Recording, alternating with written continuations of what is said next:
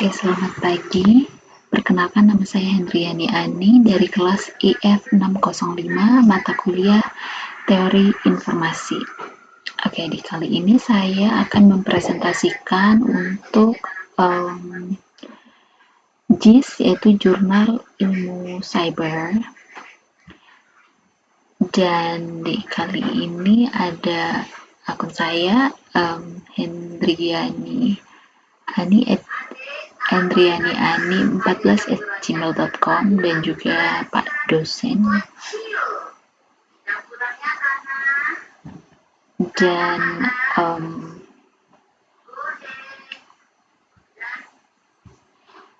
kita masuk ke yang pertama, abstrak.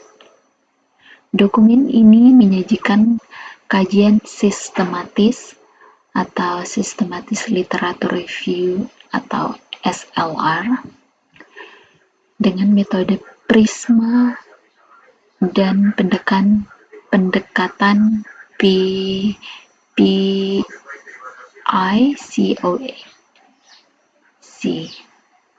untuk mengevaluasi formula teorema Shannon. Evaluasi ini mencakup analisis performa pada finite block length, pengguna automorphing ensemble decoding atau AED, sehingga perbandingan kelemahan operasional decoder berbasis machine learning dan universal decoder seperti GRAND. Hasil sintesis tren selama 5 tahun terakhir menunjukkan pergeseran dari decoder konvensional menuju algoritma hibridal berbasis pembelajaran mesin dan geometri informasi untuk mengatasi trade-off antara kompleksitas komputasi dan latensi. Oke, selanjutnya kita ada pendahuluan. Pada artikel ini, perkembangan teknologi nirkabel menuju generasi ke-6 atau 6G menuntut persyaratan yang sangat ketat, khususnya pada skenario Ultra Reliable Low Latency Communication atau URLLC. Dalam skenario ini, sistem harus mampu mencapai latensi yang sangat rendah dengan keandalan tinggi pada panjang blok yang pendek. Batas kapasitas kanal Shannon C sama dengan B algoritma 1 plus N plus S per R menjadi acuan fundamental dalam mengevaluasi efisiensi informasi di tengah adanya noise dan equivalency. Namun pencapaian batas teoritis Shannon pada panjang blok pendek menghadapi tantangan besar berupa degradasi performa GAP dan kompleksitas komputasi yang tinggi. Berdasarkan evaluasi terhadap literatur terkini, penulisan ini berfokus pada kajian pada sistem kode polar dan LPDC serta analisis formulasi teorema Shannon. Batas kapasitas dan kompresi menggunakan metode sistematik literatur berbasis prisma dan kerangka kerja PICOC. Lalu yang kedua ada dasar teori mutakhir. Resume berbasis perkembangan dalam metode 5-10 tahun terakhir dari sumber primer journaling proceeding. Dan yang ketiga ada metode penelitian. Metode Metode penelitian ini menggunakan metode Systematic Literature Review atau SLR dengan mengadopsi pedoman PRISMA, Preference Reporting Item for Systematic Review and Meta-Analysis, dan kerangka PICOC, Population Intervention Comparison Outcome Context, yang digunakan untuk menentukan kriteria inklusi dan eksklusi artikel jurnal ilmiah. Terbitan pada rentang tahun 2023 sampai 2025. Berikut beberapa di antara lain. Yang pertama ada population. Nah, population sendiri adalah sistem komunikasi nirkabel 6G dengan skenario Ultra Reliable Low Latency Communication atau URLLC. Yang berikutnya ada intervention. Intervention sendiri adalah penerapan kode polar, kode LPDC, Automorphism Ensemble Decoding atau AED, dan algoritma decoding berbasis mesin learning. Yang berikutnya ada comparison.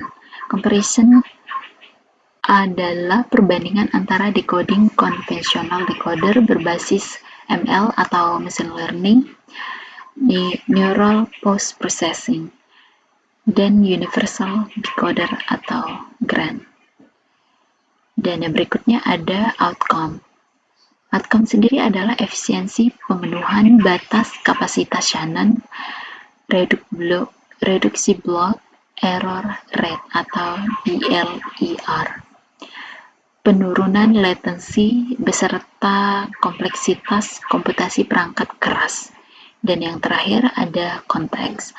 Konteks sendiri adalah evaluasi performa pada finite block length dan kanal dengan gangguan noise serta fading non-stationer. Dan yang keempat ada hasil dan analisa. Sistem tren riset selama 5 tahun terakhir berdasarkan analisis terhadap 10 artikel utama periode 2023 sampai 2025, tren penanganan ekufasi atau noise dan distorsi kanal bergeser dari pengguna decoder konvensional statis menuju algoritma hibrida berbasis mesin learning. Teknik ensemble decoding seperti AED, GRAND, dan OS, serta struktur kode spesial tingkat lanjut seperti spatially coupled LPDC, analisis kelemahan operasional untuk sistem secara real-time berdasarkan komparasi mendalam terhadap 3 pendekatan literatur utama. Di antaranya, yang pertama adalah artikel 1, Castell et al. 2023 AED Polar Code. Artikel ini memiliki kelemahan pada tingginya kompleksitas komputasi paralel dan overload path metric selection. Lalu yang berikutnya ada artikel keempat, Sapijoki et al. 2025 Machine Learning Assistant LPDC. Artikel ini memiliki kelemahan pada operasionalnya, terletak pada generalisasi model terhadap variasi signal to noise ratio yang dinamis secara real time, secara overhead komputasi dari pemrosesan lapisan neural. Lalu yang terakhir adalah artikel nomor 10, maksud saya, Gugatam et al. 2025 Universal Decoder atau GRAND. Artikel ini menawarkan performa code agnostik yang superior untuk short block length. Namun di balik ini ada kelemahannya juga. untuk sistem real-time, yaitu kompleksitas dekodenya yang bersifat eksponensial. Jika block length melebihi dari 128 bit, sehingga tidak aplikatif untuk throughput, masih tanpa latensi yang tinggi. Oke, dan yang kelima ada rancangan solusi berbasis GAP. Berdasarkan matrik riset, khususnya artikel 3, 7, dan juga 9, research gap yang paling dominan adalah ketidakselarasan antara performa teoritis, asimptotik, dan kebutuhan operasional praktis sistem 6G yang menuntut few iteration decoding serta short block length kurang 200 bit.